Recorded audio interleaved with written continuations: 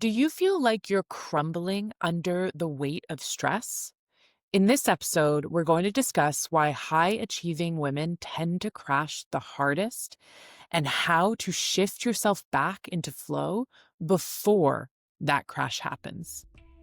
Welcome to Too Much, Not Enough, the podcast helping 6 and 7-figure female leaders understand how chasing success is causing low self-worth and anxiety, and how awakening your divine feminine energy will reignite flow, abundance, and ease, making you feel excited about life again.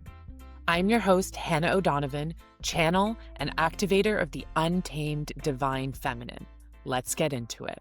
In today's episode, you'll discover why high-achieving women tend to ignore the signs they're drowning in stress, how to identify when to apply your own brakes to avoid a stress-induced crash, and how to shift back into a self-sustaining state of flow.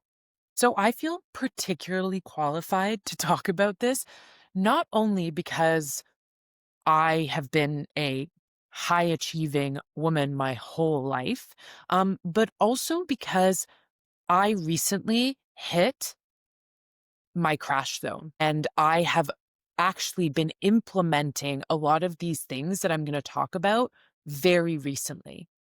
About 5 years ago now, I hit a extreme burnout, like life-threatening burnout, where I had to take a long, hard look at my life.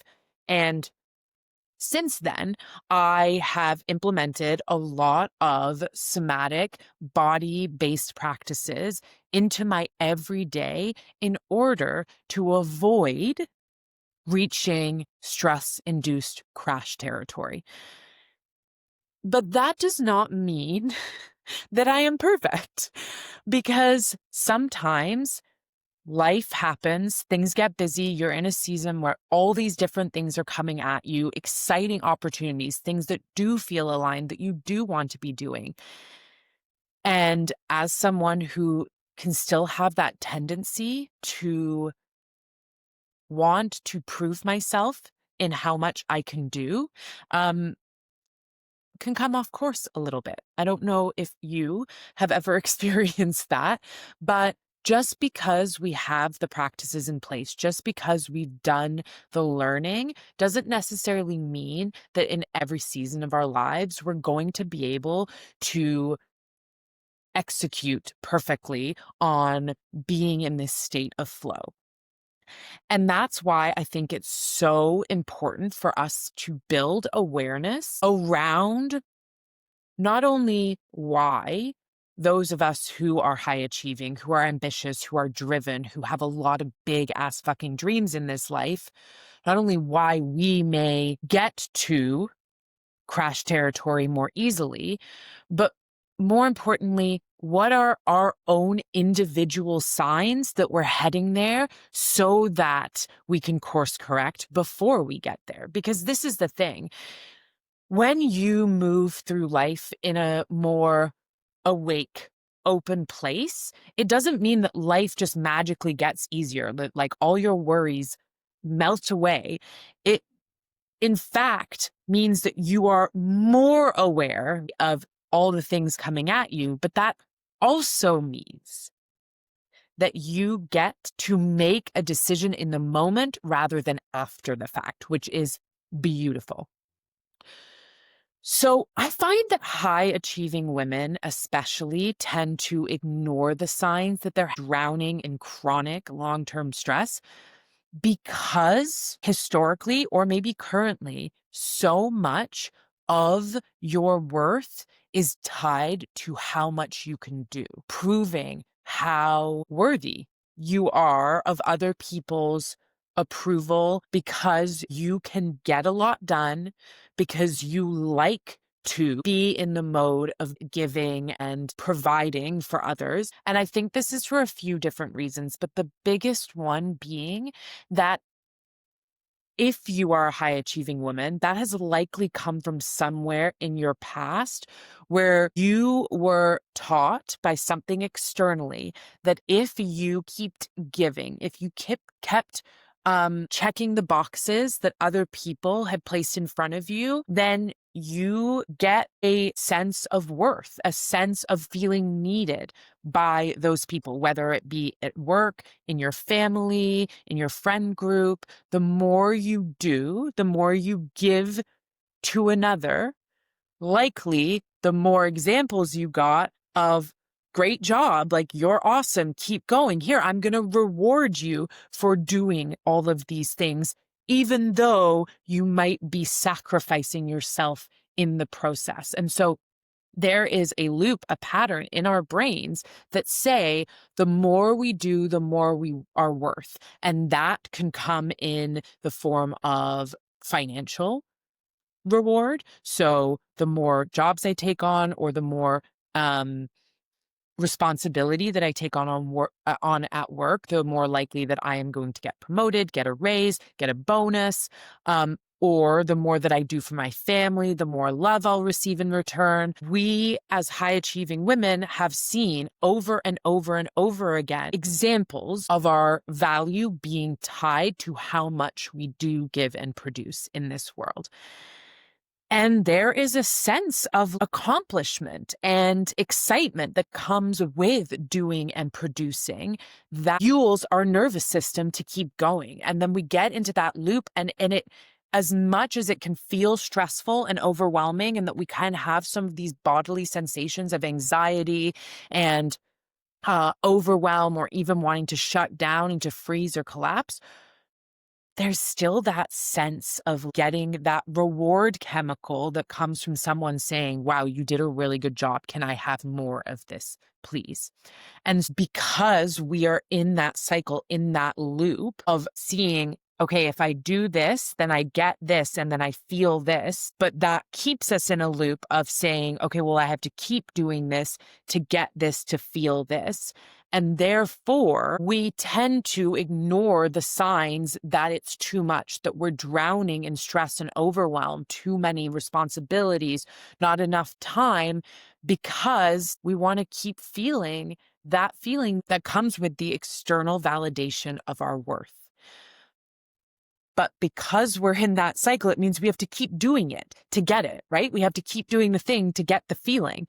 And so we will ignore the fact that doing the thing is putting us in a state of overwhelm, of chronic stress, in order to keep getting that feeling. So that is why it is extra important that those of us who do love and crave success and accomplishment in this life, because I want to be very clear, there's nothing wrong with being ambitious, with wanting more out of life. If you've listened to this podcast before, you know that I am a huge proponent of going after your deepest desires, like lighting them up and seeing what happens, because it is beautiful. That said, when you are in this place of calling in your dreams, it's so, so important. I cannot stress enough how important it is to notice the signs of misalignment, or you're saying yes to things that aren't moving you closer to what you truly want, that are only for the benefit of others and not for yourself. And therefore, when you need to apply your own brakes to avoid hitting that crash territory. And often these signs are connected to our nervous system being in an activated state of fight flight. So some of these can include wanting to be able to move through things as quickly as possible. So really focusing on efficiency at all costs. You're walking everywhere fast, you're doing everything fast. Like even in the shower, you're like washing your hair quickly, shaving your legs quickly, like without even necessarily having an actual thing that you're rushing to, but you're rushing through everything in life. You're listening to maybe this podcast or a YouTube video on 1.5 speed, 2 times speed. It's maybe a sign to say, what urgency is propelling me here? Why am I rushing through absolutely everything? Rushing to go to the bathroom, rushing to make my dinner. We don't need to be rushing all the time. So if you're noticing you're doing a lot of that in the name of efficiency, how can you be as efficient as possible to get more and more and more into your day? That's a big sign that we are heading towards that crash territory. Another thing that's kind of connected to this efficiency piece is jamming your schedule full, like feeling the need to optimize every empty space in the calendar with something, saying yes to any invitation that you get without pausing to think, is this aligned with A, goals in this season of life, and B, how I want to feel this week? Do I want to go to that party because I'm just saying yes on autopilot to everything? Or maybe that I'm afraid of having space in my calendar, because what does that mean if I'm not busy and booked and producing? What is driving this yes to put more things on my calendar? Because open space in your calendar is just that. It is your ability to do the things that you want to do without having to rush through them, to be able to luxuriate in your day without having to go from meeting to meeting to meeting to social event to social event. Another sign can be you're super irritable. Like if someone asks you one more fucking question, you're going to lose it. And like it could be the most innocent question, like, what would you like for dinner? And you're like, I will spontaneously combust if another person asks me a question. Major decision fatigue, emotional fatigue, where you're just like, I cannot process another feeling. I cannot process another question. I cannot make another decision. These are big signs that it's too much, because we should be able to answer the simple questions in life of like, what do we want to do? What do we want to eat? Where do we want to go? And not feel like the dam is about to break. The sign can also be physical sensations in your body. So that can be that physical sensation of anxiety, that physical manifestation. It can also feel like sensations of collapse, where you're more hunched over in the way that you walk about the world. You're out walking in the world and you are avoiding eye contact. You're closed off, as in saying, I cannot take any more stimulus into my body here. So like I am going to physically close down so that I am like shutting myself off from the world, versus being open and available to life happening. Then there's also the feeling of actual freeze, where you know that you have 50 things on your to-do list and you keep adding stuff to it, but you're almost glitching in the fact that you like freeze. You're like, there's so much that I can't even like move forward necessarily. I'm not being as productive as maybe I usually am, even though I feel like I have more than ever to do. The other piece that I find is a big sign for me is having a lot of open loops in my life. And that is akin to like having a lot of open tabs on your browser. When we keep these open loops in our lives, it can be very mentally draining. Like, I know I need to get a birthday present for my sister, and I know I need to book dinner with friends, and I know that I need to reach out and make a doctor's appointment. And these often tend to be personal things rather than work things, because I find the personal things will go to the bottom of the list when work is really busy. I'm so busy, I'm not prioritizing that, but I keep thinking about it and I keep looking it on my to-do list. So it's this open loop in my life of like, that still needs to get done. So instead of expending the energy on actually just getting it done and then kind of deleting it out of my brain, closing that tab, the tab's constantly running and it's drawing down on my energy. Like, listen, we all always have a few of these open loops in life. That is natural. But it's when you're like, I have 50 tabs open and running right now that like I am just not closing the loop on. That can be a major sign that you're in this danger zone before hitting a crash. And then finally, one of the things I'll share is withdrawing and isolating it, not necessarily from a very obvious way of being like, I'm just going to stay at home and stay in bed and not talk to anybody. You could still be being social. You could still be texting your friends, sending them memes on social media, and like have some plans with them. But socializing starts to feel like an inconvenience. Like it's like, oh, I have to go to my best friend's birthday this weekend, or oh, I have to go to that holiday party. And it's like you start to look at these like parts of your life that typically bring you joy, like connecting with others, socializing, being away from work, you start looking at these as inconveniences, and therefore you stop prioritizing actually planning any of these things, whether it's with others or for yourself. And then all of a sudden it's 6 months and you're like, why am I feeling kind of isolated? Like, I'm talking to people all the time. I'm socializing through the screen a lot with like meetings and FaceTimes and voice notes. So I feel involved in the lives of my loved ones, but I don't feel connected to them.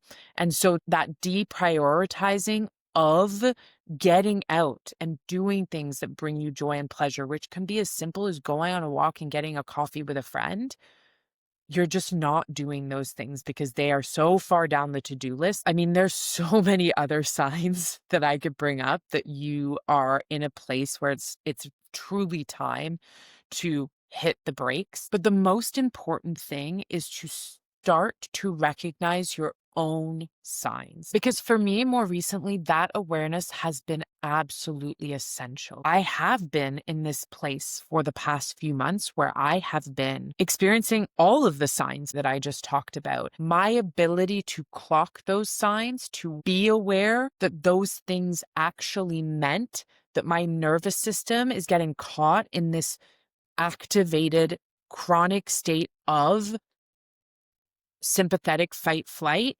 was the reason why I was able to apply my brakes before I got to like scary burnout territory. And I'll say this more recent time, I did push it further. Like there was many weeks where I was like, this is too much. I'm doing too much.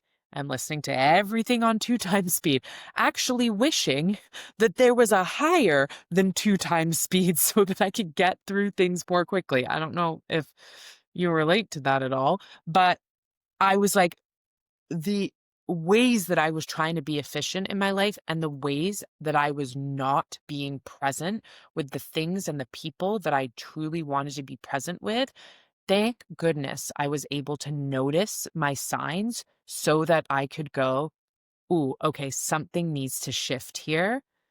What can shift? And I'll say that question was hard because I kept looking at my list and thinking, nothing can shift here. Like everything is important. But even when we feel like every commitment is equally important, that doesn't mean that we are left with no option. And so once we have the awareness of our own individual signs that we are heading to a place that is not going to be good for us in the long term, how do we shift back into that self-sustaining flow? I am always going to talk about coming into relationship with the body and taking that time and space to nourish that relationship with the body. As women, when we connect to our divine feminine energy, we connect to a state of receptivity and flow and joy and pleasure that can propel us forward significantly faster than if we keep trying to push that massive, heavy rock uphill. So this can look like prioritizing pleasure before the to-do list. And this is something you'll hear from me over and over and over again. And the reason I talk about it so much is because it's not easy in this day and age to prioritize pleasure over the to-do list. But we create so much self-sustaining energy when we put pleasure first, then get down to the nitty-gritty tasks later. And why this is so important, it's not just because putting pleasure first then gives you the energy to do the rest, and not just the energy, but the like clarity, creative outlook to do things in a way that is more aligned, that doesn't require you spinning your wheels as much and draining your energy, but also because I promise you that if you keep saying, well, I've just got to get all of this stuff done first, and then I can book in a day at the spa or a vacation or time to connect with friends, there will never be that space in the calendar left to book those things in. So you have to reverse engineer it, book the pleasure, the joy, the play first. Then there will be space to accomplish the to-do list from there. But if you try to do it the other way around, you'll never have time for it. So I would say If you are feeling in this space, get your calendar out right after this episode and book in a couple of moments for yourself, whether that is a couple of hours in the evening, a couple of hours this weekend, or it's booking that vacation that you have been talking about doing for ages. But book in that pleasure space. Because when you start showing your brain and your body that pleasure and joy is in fact a priority, this incredible thing happens where your brain starts orienting to more pleasure and joy. You will be able to see more of that innately exists in your everyday world. You'll be able to delight in your walk to work or on a call with someone in that moment of joy that is happening just organically in front of you. When we are in a state of like constant efficiency, over functioning, over giving, overload, we are not able to see these things that already exist in our lives. We don't have to go out there and quit your job and go travel for 3 months to find the pleasure and joy. The pleasure and joy is on your doorstep. It's been there the whole time. It's just that sometimes we can't see it. We have blinders on, and we've stopped ourselves from being able to actually enjoy our morning coffee or because we are head down in this state of like, okay, what's next? What's next? What's next? Versus being like, oh my gosh, look at the beauty that's in front of me. So prioritizing micro moments of pleasure in your day will shift you back into this state of flow so quickly. Like it will shock you how quickly when you prioritize it, and you don't have to make this like massive change to your routine in order to do it. The other thing I will say as part of this is really important is like, when was the last time you connected to your body for no other reason than how good it feels? Take your body on a date. It's really shifting into this belief that we deserve to have pleasurable moments in our everyday that are not about doing more or creating more worth in this world. And then finally, I'll just say, like, slow down. Where do you notice that you're rushing in a highly unnecessary way? Are you feeling the need to speed walk everywhere? Are you annoyed that someone is taking so long to get their thought out? Like, where can we take a breath and enjoy a slow moment again? Because this is one of the fastest ways to shift back into a flow state. Also, listening to our inner knowing, because it is likely that you are not entirely unaware that you are drowning under the weight of stress in your life. It is likely that you are aware that you are not feeling great, that you are not taking care of yourself, that you are maybe not sleeping as much as you'd like to be or fueling your body in the way that you would like to be. But there can be a little bit of that like collapse freeze where you're like, I know this isn't good, but I don't know how to get out of this. That acknowledgement and knowing the signs and really listening to that inner voice that's saying, I don't want to continue like this. Trust yourself when you hear that. I think sometimes we override it because we're like, that's silly, or we're looking at an example outside of ourselves that we're like, oh, but that person can handle it. So why can't I? Because my love, you are not made to function like everybody else. Because when you just start listening to that voice and not dismissing it, that flow state just starts to come into your life more and more and more. We actually just need to come back into relationship with our own inner knowing because we already have all the answers. We just have been ignoring those things. So we've gone over why high achieving women tend to ignore the signs that they're drowning in stress because we are often stuck in that loop of doing, getting accolades or rewards for that doing, and then getting a feeling from that external validation, which then indicates to us that we need to keep doing to stay in this loop of feeling good, of feeling that reward chemical in our brains.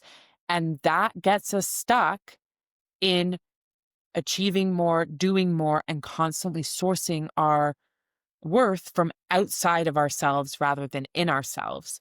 So that means that we tend to actively ignore our signs more than others. And these signs can look like rushing through your life, listening to things on 2 times speed, filling up your calendar even when your body's screaming, no, no more. Please do not put another thing on the calendar. It can look like isolating, but not necessarily in the typical way we think of isolation, which is never seeing anyone and staying in bed, but slowly withdrawing from the things that bring us joy and pleasure in life. It can look like having a lot of open loops that we are not closing. And it really looks like not listening to that inner knowing, not listening to that voice that is saying, I'm feeling misaligned here. We can't keep going down this path. And then finally, we talked about how to shift back into that self sustaining state of flow. And that really is about coming back into connection with your feminine energy. Because when we are feeling like we're crumbling under the weight of stress, that often is because we have been in a hyper masculine state of doing, really disconnected from our divine feminine state of flow, which is about receptivity, which is about pleasure, which is about intuition, kindness, and connection, which we can't tap into when we are in a constant state of vibrating and getting the to-do list done. So shifting back into that state of flow doesn't need to be this massive reorganization of your life, though it can be, absolutely, but it can look like first diving into micro moments of pleasure that already exist in your everyday. We don't even have to add anything new. It's about taking time with your morning coffee, enjoying your commute to work, reading that book that you isn't about self-improvement. It's like pure romantasy smut because it's just fun and enjoyable. And lastly, I'll just say, if you're feeling like you're crumbling under the weight of stress, there is nothing wrong with you. It is not that you can't hack it or handle it. We are not actually meant to exist at the levels of functioning that we exist at. And even if you are watching Sally next to you crush it and thinking, oh, what is wrong with me that I am not also crushing it? Or at least I look like I might be, but it feels awful. That is okay. Please listen to that voice within you that is asking you to slow down, because in fact, that might be the key to your most aligned and productive season yet. Thank you so much for listening and evolving with me. There are new episodes of Too Much, Not Enough at 8 a.m. Eastern every Wednesday, so I cannot wait to see you back here next week. Are you still stuck in the cycle of overdrive and feeling anxious even after trying things like meditating, journaling, maybe even resting? These tools only work at the level of the mind and can't create the safety your body is craving when your nervous system is dysregulated.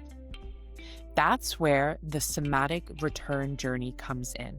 A free 5-day audio experience designed to help high-achieving women like you finally regulate your nervous system, awaken your divine feminine energy, and reconnect with the part of you that leads with flow, not force, no matter what's happening around you.